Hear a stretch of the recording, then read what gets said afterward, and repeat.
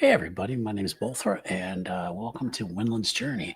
This is a solo adventure using the Legend in the Mist TTRPG system. We started that last week. Had a lot of fun with it. We introduced our sorcerer's apprentice character, Winlynn. Had a lot of fun with it. A lot of people enjoyed it. Was really pleased to see how many folks watched the video and enjoyed it. If you're watching this, thank you. Thank you for giving this a shot. If you haven't watched the first episode, please be sure and go back and watch the first one so you can get caught up. And if you have returned again, thank you. We appreciate your support. Please be sure to give the video a like. Share it with your friends. We take all good comments, bad comments here. Let us know what you think. And again, we really appreciate your support. So let's jump in. Our character, Winlynn, has just returned to the township of York, where she is working as an apprentice. Who knows? It could even be a unpaid internship kind of situation. But she has returned to the workshop where she has been training under a gnome by the name of Orifix Wobblefern. His workshop is actually built into a hollowed out tree with there's a small little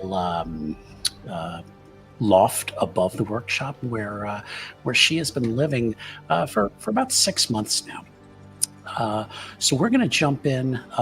She has returned from her errands and was not able to find one of the roots that Orifix had been looking for. So she has returned kind of dejected. It's early evening, so she's approached the door, kind of opens the door, kind of opens with kind of a slow creak. She looks inside, and it's a little darker than normally she would expect to see it. The only thing she notices is a single candle lit on the workbench ahead of her. She kind of sticks her head in and she says, "I'm sorry, High Enchanter. I tried my best, but I couldn't get that root you wanted. I'll really try to, maybe go back tomorrow and see if I can get one." And she kind of trails off when he gives no response. She spies Orifix is kind of sitting across from her. He's sitting on a stool in front of this workshop. This table. He's about 4 feet tall. He's mostly bald, except for some little wisps of brown hair that are kind of sticking up on his forehead, sides of his head. And he is dressed in a blue robe with this kind of bold gold tracing along the edges, and it indicates his rank as an enchanter. As she continues to move forward, he doesn't say anything. He's holding a piece of paper in front of him.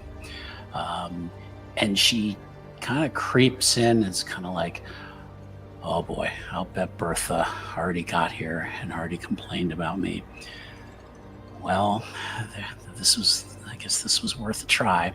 But I'm sure he's probably going to send me back to my village. I didn't want to leave so early." And Orifix kind of just looks over and just kind of gives her kind of a odd smile, and he's like, "Come closer." And she's like, "So how's it going then? I again couldn't get the thing I was looking for, but I'm really gonna try to get that for you tomorrow."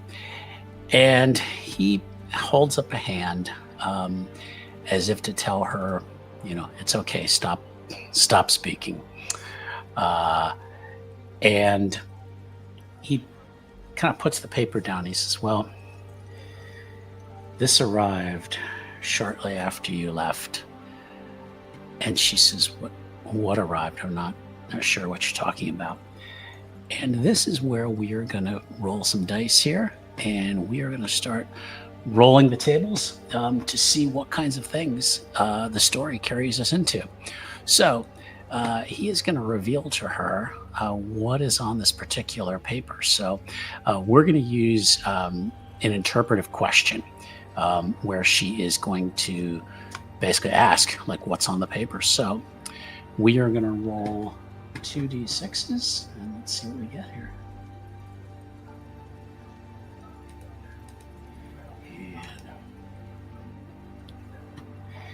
And that looks like a 33. So let's see what we get into here. So on the chart, a 33 is the pitchfork.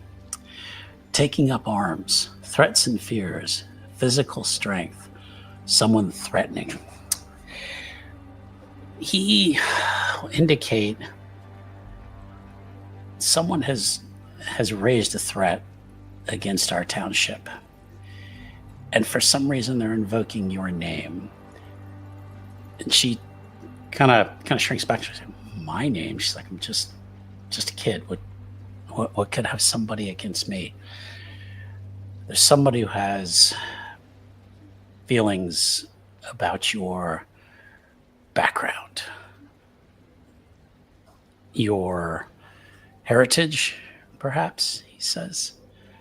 She says, but I don't really know my background. I mean, I've told you I didn't know my parents, and I was raised by one of the local villages. I mean, there's one of the families. I mean, they always had that stuff about maybe there was some witch blood in my family, and I don't know. I don't know if that's. I mean, that's probably bad to some people, but I don't think so. But again, I don't know.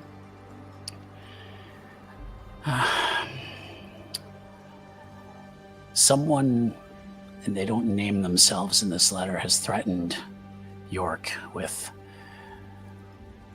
an attack of sorts. They will be raising up arms to march here and take you by force if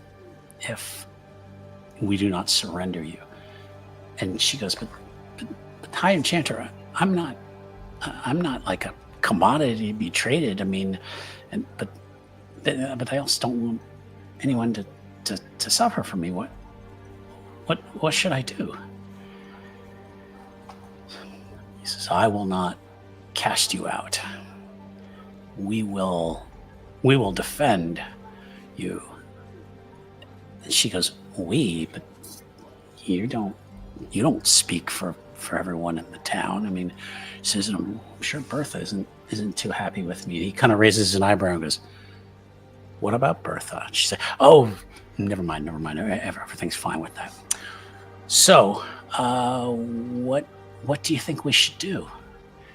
So we're going to roll another die to see what direction this could go in. Oops.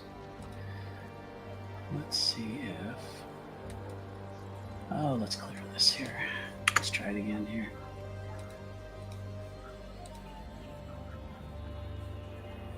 And a 22. So, now that threat has been raised, the foolish goose, uncertainty, wasting time, blissful ignorance, a fool or drunkard. Orifix says, perhaps it's not even real. Perhaps it is some false threat against us. I was foolish to worry you with such things. And she says, well, no, I'd rather know if there's something bad coming for me or for the people here. Is there a way you can read more about that letter, or she says, could I take a look at it? He says, well, I suppose you could you could take a look and see what you find out about it. And I think this is where she wants to make a roll to see if she can decipher anything about the letter.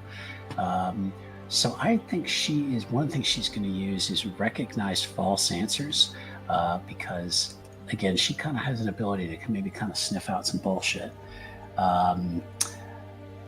Perhaps she has picked up some of her master's secrets. He is an enchanter. Whether or not this is the ability to sense falsehoods in a letter, who knows? But we're gonna give her that. In terms of a weakness, let's go with freak occurrences, because who knows? Maybe this will blow up in her face. We'll take a shot and just see what comes up with it. So let's go ahead and roll, and let's see what we get. Okay, the action fails. There are consequences. All right. So while she's reading this, her hands start to shake, and for some reason there is just a speck of fire. Just maybe the way she gripped the paper, somehow there was some little bit of friction, and the piece of paper itself just bursts into flame, and she just quickly drops it down. So, oh, and she's patting it out, and Orifix is like, oh. He's like, well, there, my child, that's your answer. Now we're not going to really know much about that letter. She says, but what can I do then? He's like, I think you ought to concentrate again and see if you can divine anything that you might have captured so far from it. Even she goes, but I just like set it on fire, and I don't think I'm going to really get much out of that. And she says, just try it one more time. So we're going to go back with the interpretive question oracle, and we're going to try that because I think this is fun. This is just kind of a random path to see maybe what she finds. So we're going to go with a 51. That would be apathetic. So she kind of feels, I don't know. And then there is a knock at the door, or a creak at the door, we'll say.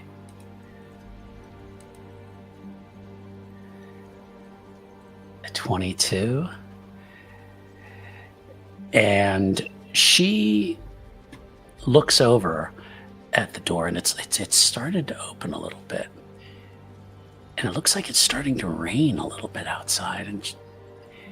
And Orifix stands up and goes, look at the shape in the water. And she goes, what shape? He says, look at the way it writhes, it moves. Do you not see a serpent in the water?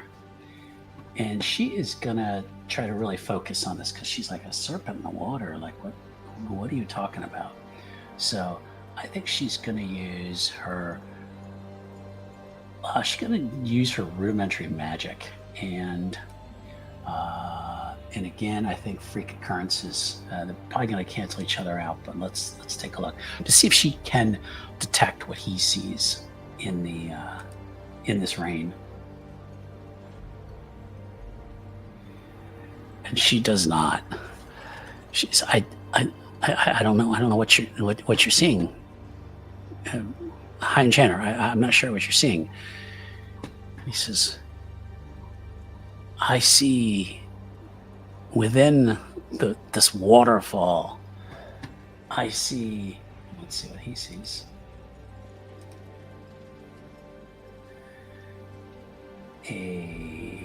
Let's see, I'm going to call that a 63. A farmhouse, or a barn of some sort. And in that barn, I see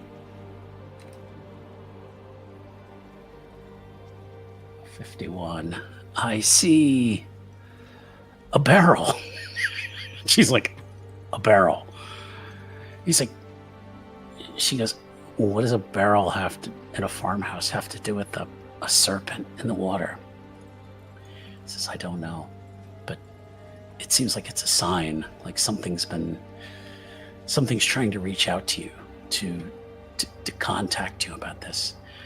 She says, I don't think I'm ready for all this, High Enchanter. I'm still just picking up errands and doing things for you right now. Now you're telling me my future has something to do with a barrel and a snake in water in a farmhouse? I think what I want to do now is I want to create a let's go with just a scene challenge for right now to see if we can figure out something from this message. So what we're going to do is we're going to use the conflict oracle to see if maybe that can help us kind of guide maybe what this all means. So we're going to roll D66 again. And I'm going to call that a 44. And that would be a community or an organization. And roll another D66.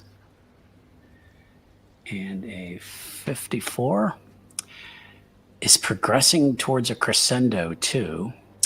Let's see, this is just have a countdown. Use a progressive limit roll again to determine its end game, treating the result as especially dangerous or powerful. So, and then let's see what the target of the challenge is. And again, I may be doing this wrong, folks, but I'm having fun with it. So 64. Okay, so, and that is roll again twice. All right, so we're gonna once, twice, and it's called a 21. So a quest-related object or magic. So again, what we've come across is a community or an organization is progressing towards a crescendo to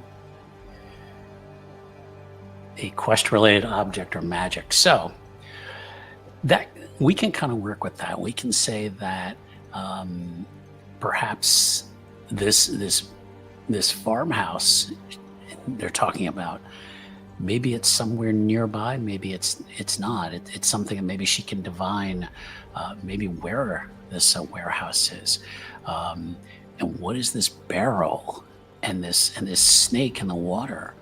What does that have to do with our hero, Winlynn? He says, we've got to get you away from here, so that if whoever wrote this foolish letter, if they're truly serious about this challenge to you, that you will not be here, and perhaps the village will be, the whole township will be spared. He's like, all right, let's get you prepared. And she's like, well, you're going to come with me, right? I mean, I've never kind of really got. He's like, I can't. This is something you must tackle on your own, Winlynn. She's like, okay, sure, no problem.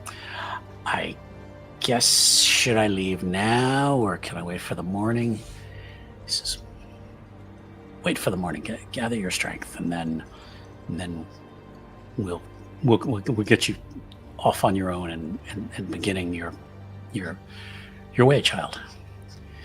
She's like, okay, well, okay, so I guess I'll go to my room.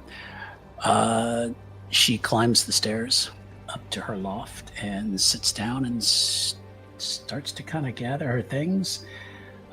She's always felt like an outcast. Again, she was an orphan, raised by strangers who became her only family, who knew she had some sort of ability.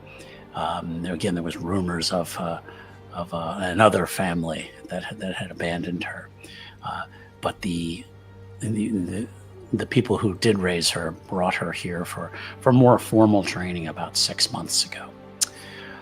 So let's see what she does, really kind of for her last night here. Let's see, does she have friends here? what is she possibly going to do here? I think I want to mess with some of her tags, though. I think she has a new tag for. She now has a new quest. So let's let me no, I keep adding new tabs. I don't want to keep adding new tabs. I want to delete that and delete that. All right, actually, okay. And let's add for right now. Let's just call it the prophecy.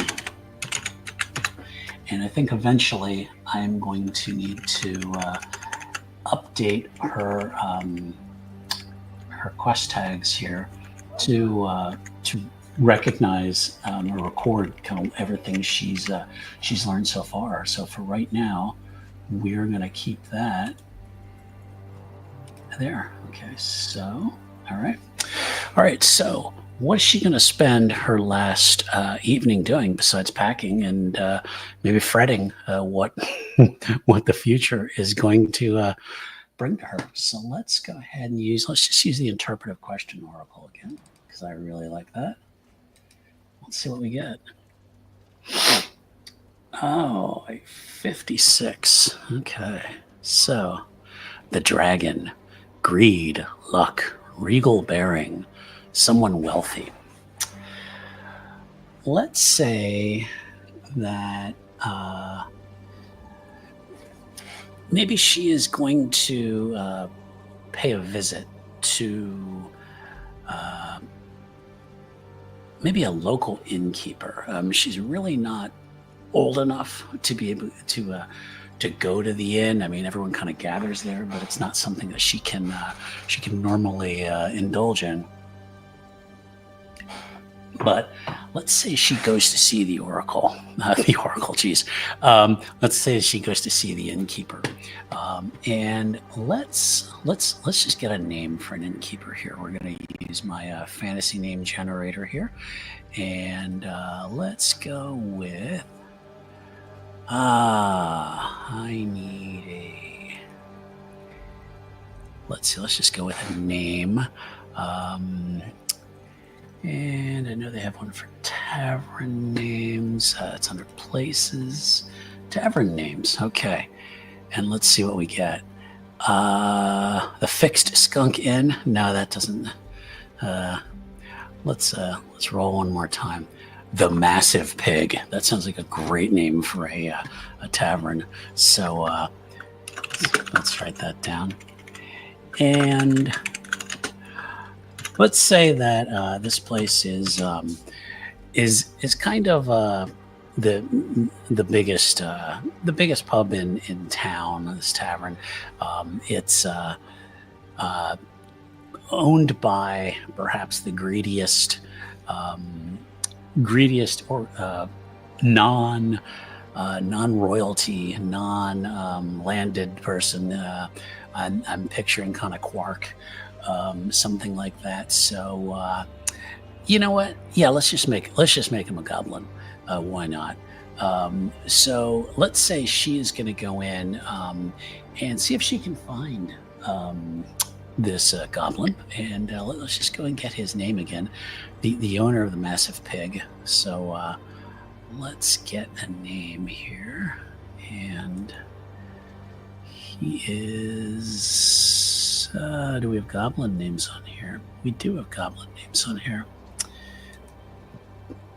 And his name is Glork. Glork. So Glork.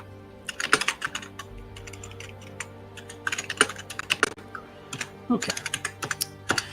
So it's the evening.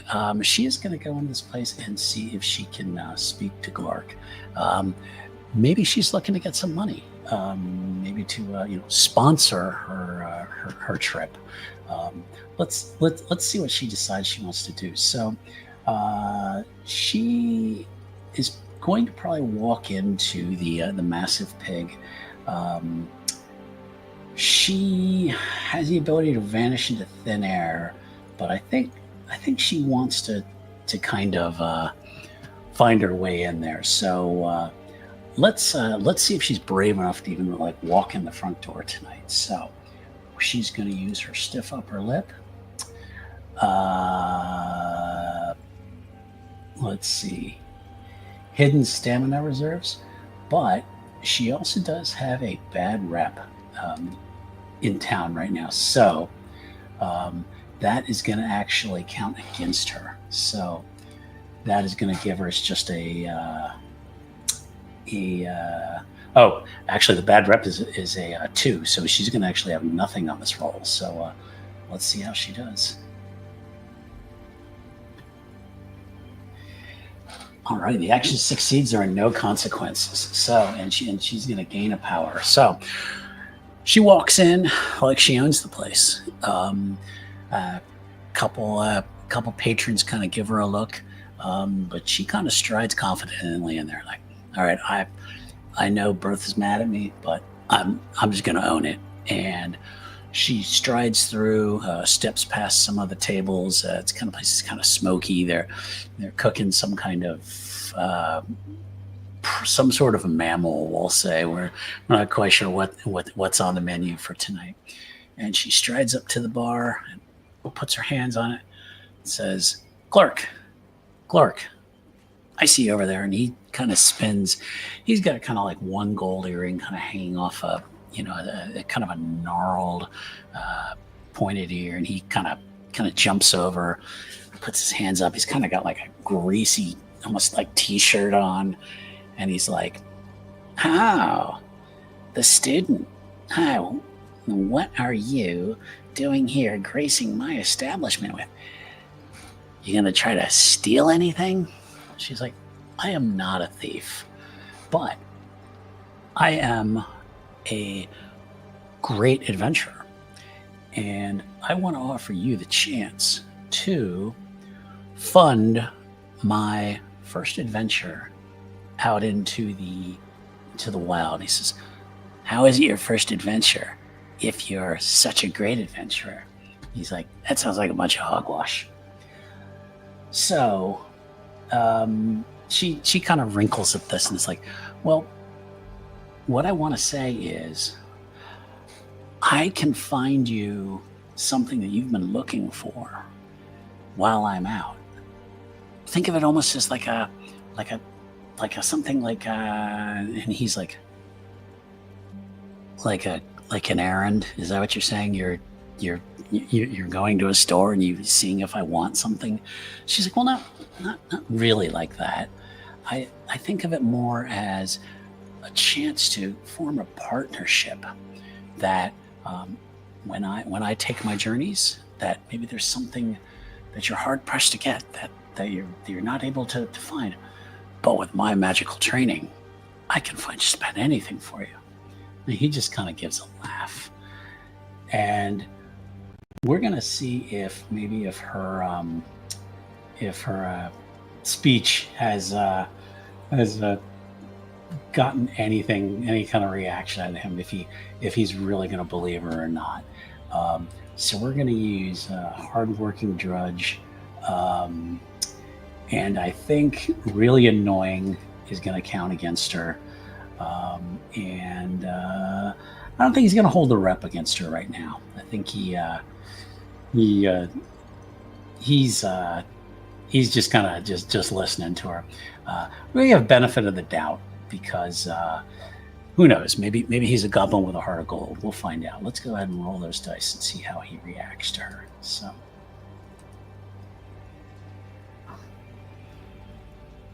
okay, it actually succeeds, but there are consequences. So he says, "All right. If you say that you're going to be able to find all these things for me, I want a pound of goose flesh." She goes, "A pound of goose flesh?" "Yes, I want a pound of goose flesh that has been seasoned with wyvern dust." She goes, "A pound of... What exactly is wyvern dust?" "It's a spice. it goes great with all sorts of root vegetables, and it just really kind of gives the goose flesh a kick, and and some of the minotaurs really enjoy it. All right, so he has kind of issued her another challenge now, to come back with a pound of goose flesh seasoned with wyvern dust. So we are going to add that. And she says, okay, well, that could take some time. And so, and I might be gone for a little while. And he goes, you got a week. She's like, well, but I might be gone longer than a week. He's like, well, make sure you come back then. She says, okay, where would I find goose flesh seasoned with wyvern dust? You're the adventurer. You'll figure it out. And I'm going to advance you. And he kind of reaches into just like some pants pockets he has, and drops like 3 gold coins in her hand. Says, I'm advancing you that. You'll be back in a week with the wyvern dusted goose flesh. And if you're not back, then all I got to do is tell people that you stole 3 gold from me, and that you're not to be trusted. She's okay. And now she's got to prove to him that he has not scared her, even though she is a little worried. She's got to try to stand up to him. So we're definitely going to use stiff upper lip and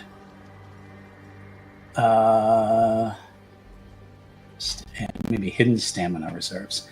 And I think the rep is going to come back into play now, because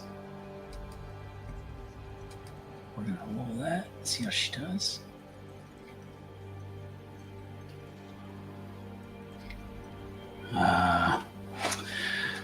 Maybe her lip quivers a little bit. And he says, that's what I thought.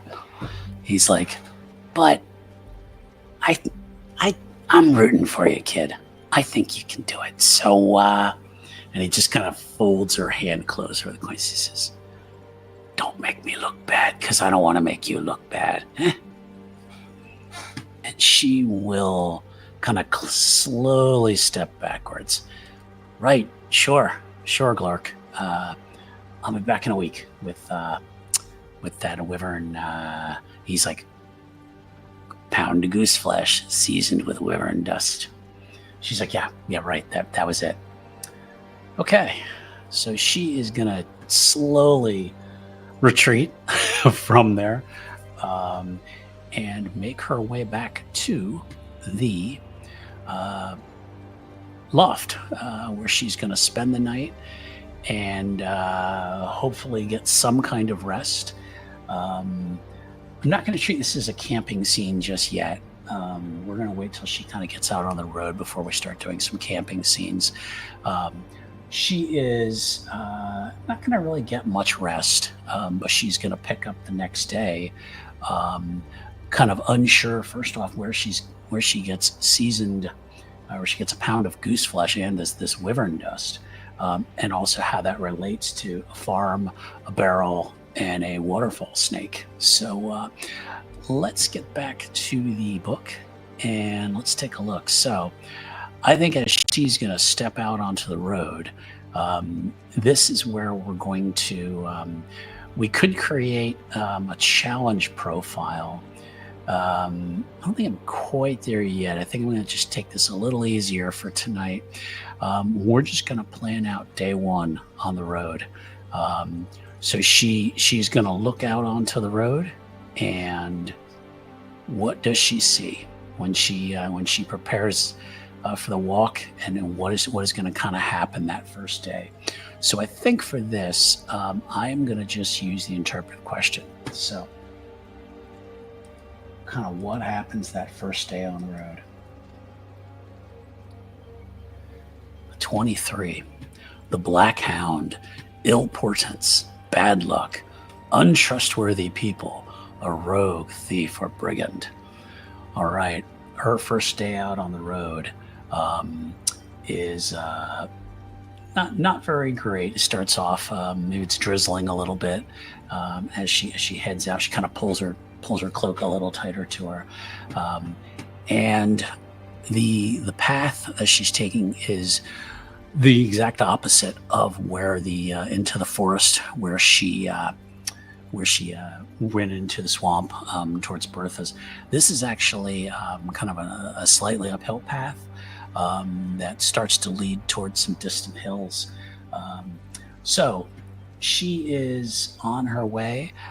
Let's see what she kind of what becomes of this. So let's see what her attitude becomes first, besides maybe a little worry. And let's go with this. That's a 63. Let's see. I think that's one of those obedient. Okay. So she's kind of following what she's supposed to do. We're gonna have she's gonna check out the road ahead of her though, and I believe we are gonna go with her curious and recognize false answers. No, actually, let's go with all my notebook.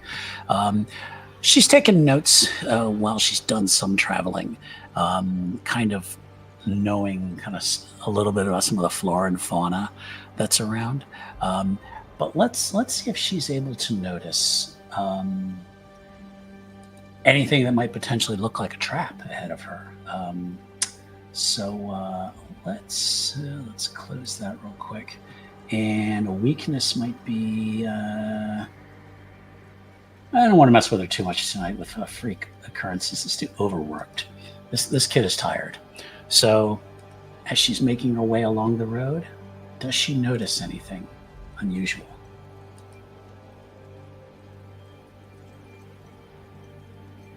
An 8. Okay. She does notice, as she's making her way up this hill, she thinks she sees what looks like a cart of some sort is kind of at the edge of the road. It's just kind of the end of the cart is kind of sticking out behind some bushes. And she's moving a little closer and she's not sure maybe somebody's getting ready to camp early for the day. I don't kind of know what that means. Does she move closer? Does she mind her own business? Or does she... Yeah, let's just go with one of those two options. We'll say, does she move closer to investigate is going to be on an even roll. And if she's going to mind her own business, it's going to be on an odd roll. Let's just roll a d6 and decide it that way. A 1. Okay. So she's going to mind her own business and is going to keep going past this cart. And she's going to keep walking probably for about half an hour. And we're going to see then if there was anybody perhaps at that wagon. And maybe did they notice her and now does she notice them? So let's give her another roll. And curious, let's say. And she's still close enough to town. Let's say for bad rep. So she's going to be at a -1. So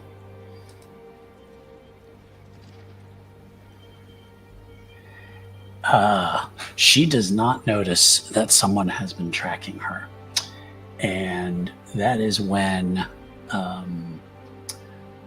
someone is going to shoot an arrow from behind at her. So we're going to actually do some kind of informal combat here. We will.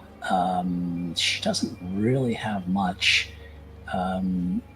because she really hasn't even noticed that anyone is attacking her. So I believe she may just be at a disadvantage to begin with. So let's, yeah, she's at disadvantage, -2 on that roll.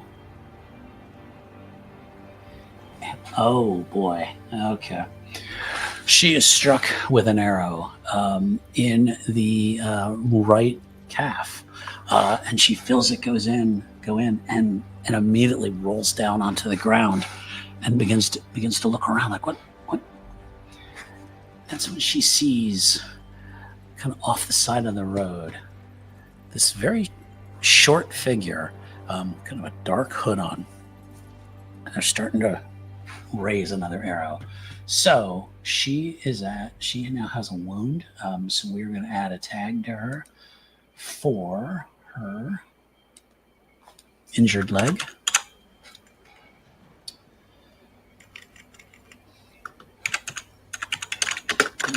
Okay, and we're going to say that's at least a 2 there. Okay.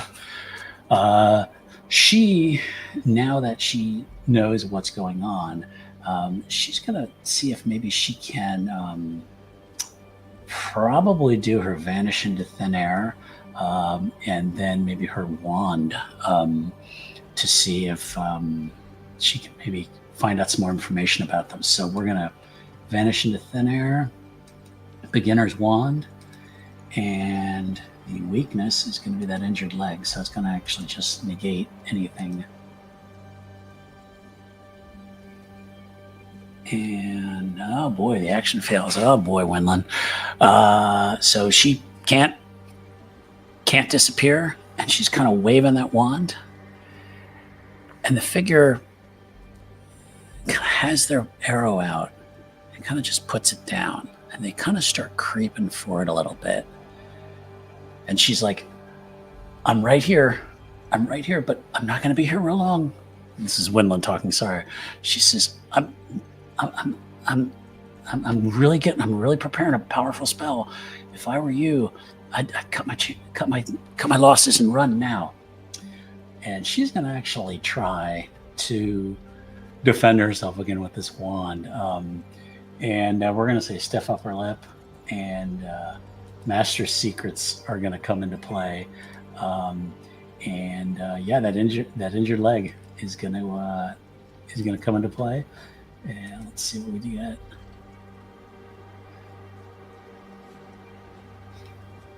Alrighty, well, she fails again. The figure moves up and is now about 5 feet from her. It kind of pulls back the hood, and it's a young woman with blonde hair. Kind of her nose looks like it's kind of crinkled a little bit, almost look like it's been broken once or twice. And she says, "You ain't gonna do anything to me. Hand over those coins that I know you got something on you, because nobody goes out here walking around with nothing on them, especially leaving York." And Winlynn says, "Me? I don't have anything on me. I'm just a kid. And this," he's kind of holding her watch. "This is just a stick. I'm just pretending. I got nothing you need." She is, excuse me, gonna try to essentially bluff the bandit. So let's see, what can she use? Stiff upper lip, hidden stamina reserves, and maybe she can get something out of that beginner's wand. And the injured leg is still coming into play because she can't stand up.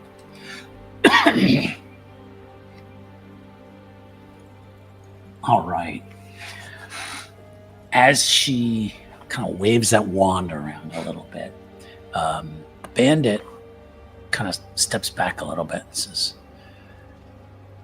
"Well, what do you pretending to be a wizard or something? I mean, come on, girl."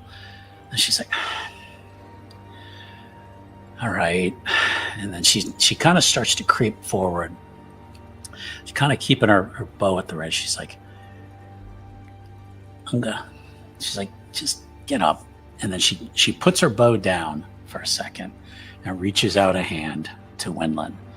Winlynn's like, maybe I should try to swat her hand away, or maybe I should try to kick her when she goes to help me up.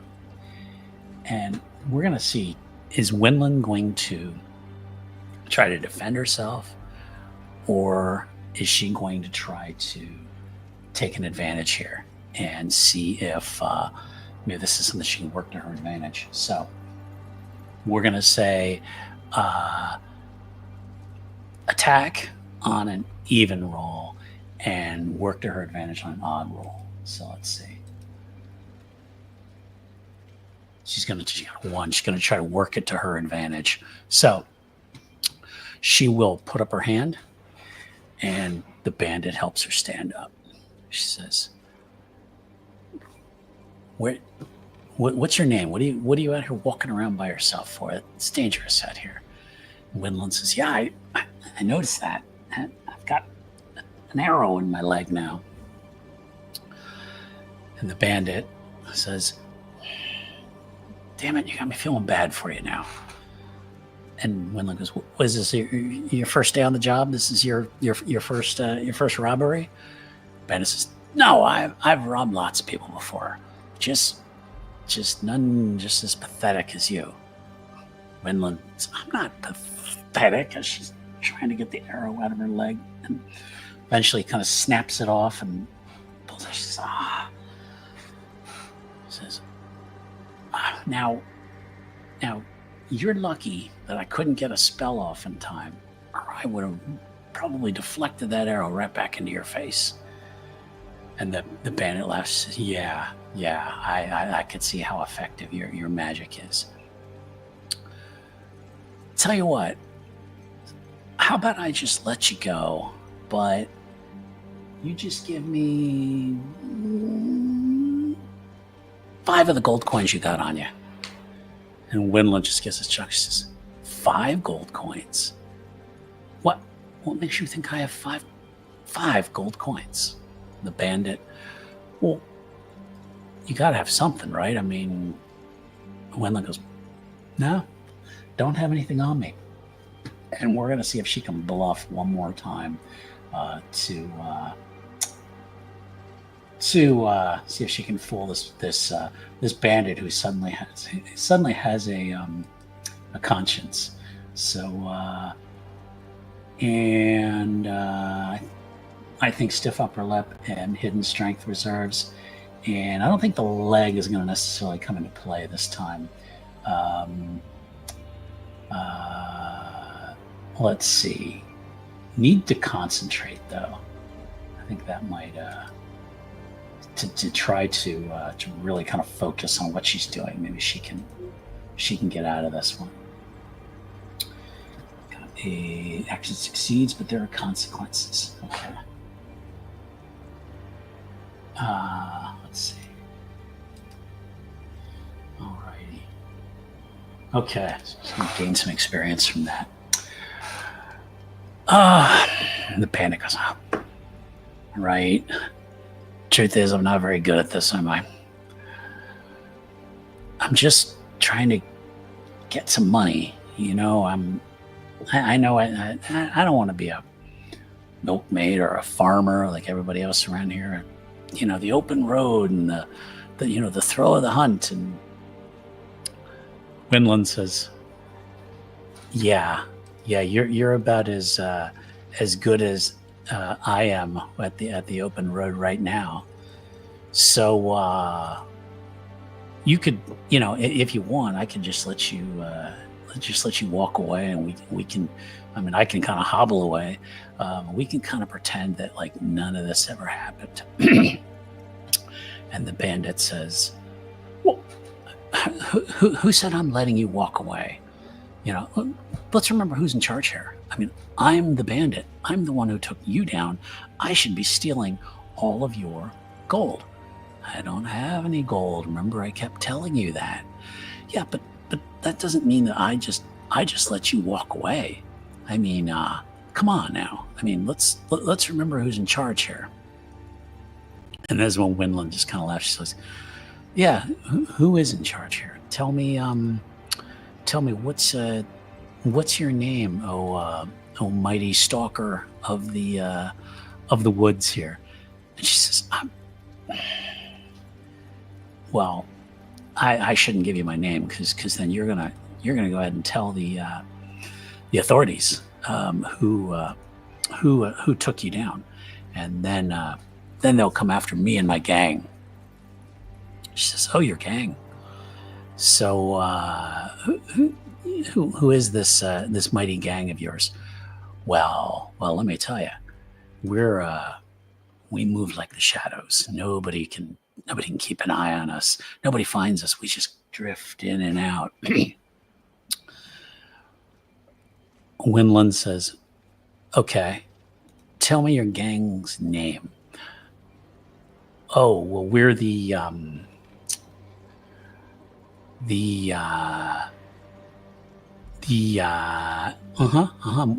waiting for your gang name.